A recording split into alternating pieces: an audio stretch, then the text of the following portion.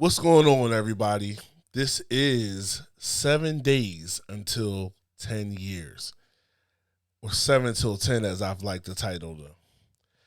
But as you notice, the shot is only on me. There is no Diana in the room.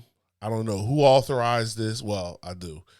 Diana definitely authorized this, but I don't know why. But we decided to do the next two episodes solo, mainly because I think it'd be cool for her to do a solo episode to explain her takeaway from the wedding day, the feelings, and all that good stuff.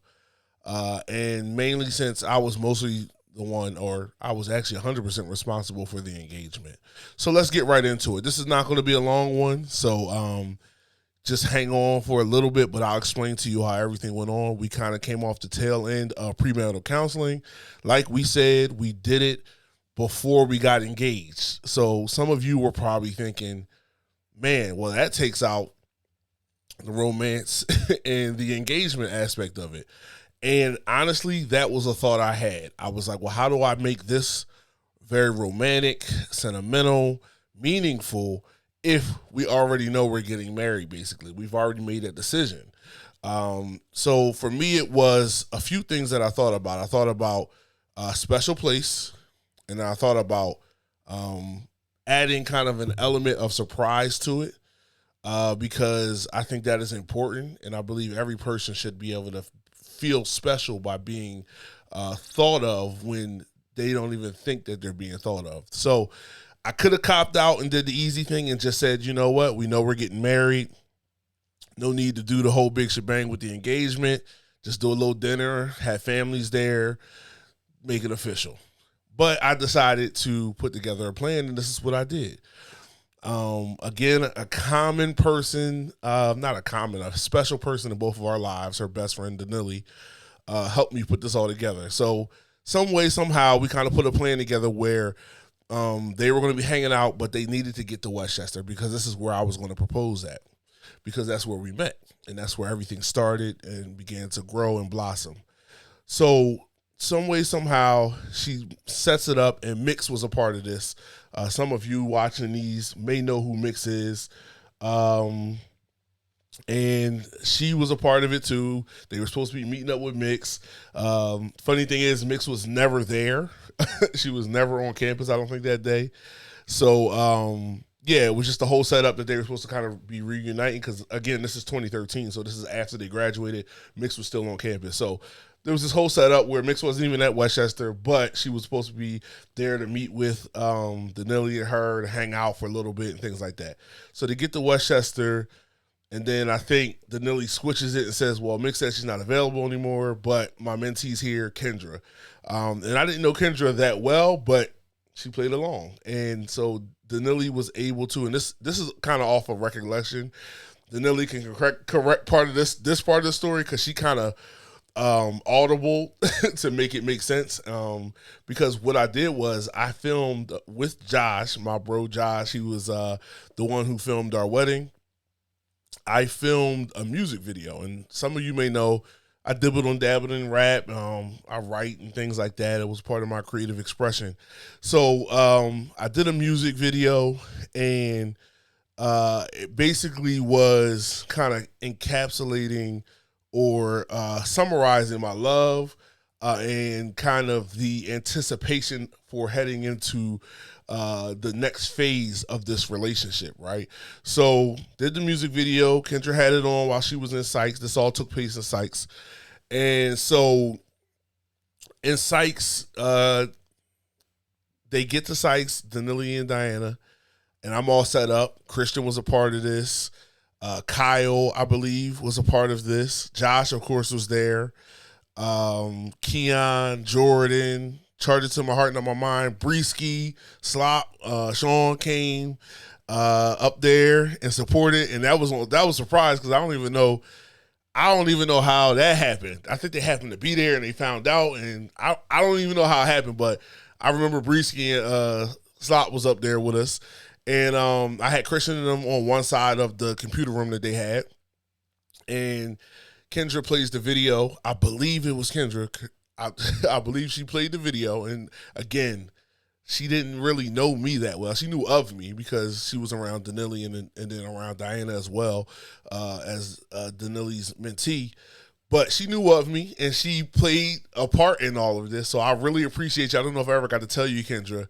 Hopefully you watch this. I really appreciate you playing a part in my engagement, even though you really didn't know me that well. It's a testament to Danili. Again, Danili.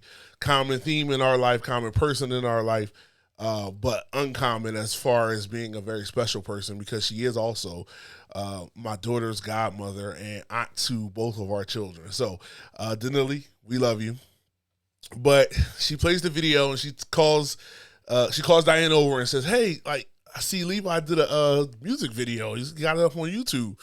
And it all happened so quick that Diane didn't have a chance to think, because she had a chance to think. She was like, "Well, how do you know about that?" But she didn't have a chance to think about it. But she plays the video and they watch the whole thing. And right at the end of that video, Kyle begins to play the guitar. I think I'm remembering correctly. And Christian begins to sing the song that I chose, which is "You Are the Sunshine of My Life" by Stevie Wonder. So that comes all in, and Diana sees Christian, and she's like, "What is he doing up here? Like, what in the world?" And why is he singing, and why are they playing music or whatever? So then I come around, and what I had was several people give Diana hydrangeas. Now, I was player with it, right? Usually you're supposed to give live flowers, but live flowers die. So what I did was I got hydrangeas from Michael's, and I believe did I get 11 or 12 of them? I can't remember off top. And my reasoning was because they'll never die, which they can't because they're imitation hydrangeas. So I made it romantic. So somebody was like, "Oh man, that's but I made it romantic." Like I told you in a few episodes ago. Come on now, I know what I'm doing. I know how to get it done. If you need some advice, I got a playbook, right? Get you right. But that's neither here nor there. We're gonna keep this thing rolling. So by the end, I give her the last flower, and then I drop down traditionally on one knee. We have a picture of that, and you'll see that in the reel probably. I dropped down on one knee and I asked her to marry me. And she was so surprised by the moment, right? It's not a surprise that this was going to happen. It's more so just a moment. And that's what I wanted. I wanted her to still have the experience of being proposed to and not knowing where anything was coming from, right? Because we knew we were going to get married. We might have even started planning at that point, because that was in September. That was September 14th. That we actually got engaged of 2013. So that was an amazing time. I had a bunch of people who were around us during our inception and throughout our relationship, and who just were cheering us on and wanting to see the best for us. So it was an amazing, amazing experience. I was glad to be able to do that for her, because I just believe that, that's how things should be done, in the most romantic way. So that's history. We went out alone, shared a meal together to kind of take it all in. Like, this is it. Like, this is the end of a season, but the beginning of the next. And so we began to plan the wedding throughout the engagement. And one of our things where we wanted to pay for it out of pocket, we didn't want to take out a loan. We know of people who have taken out tremendous loans to do big weddings, and to each their own, but we really were adamant about being fiscally responsible with the day that would be the wedding day, because our main focus was on the marriage. So that's a little tidbit for you all on that. And if you're getting married, remember, the wedding is just a day in the grand scheme of your life. The thing you really want to be bolstering, the thing you want to be really building a strong foundation for, is that marriage. And part of that is how you do life dating and how you do life in engagement. And so we were engaged for the better part of 8 months and married in April. And we didn't go into debt over our wedding. We paid for it out of pocket, and we had great food, great times. People enjoyed themselves. We didn't even have drinks, But we got the type of crew that, we get busy without drinks. You feel me? We can get down and have a good time without having drinks. The music is enough. The being around loved ones is enough. But I digress because Diana will give you a little more insight into what the wedding was like, her feelings about the wedding, and that will be her solo episode, which will be the next day, which will be 6 days until 10. Thank you for tuning in to 2B1. I appreciate you as always. Please like, comment, share, subscribe. None of those things cost you anything but a few seconds. So we would really appreciate you taking out the time just to show us some love. I want to shout out my brother Keon.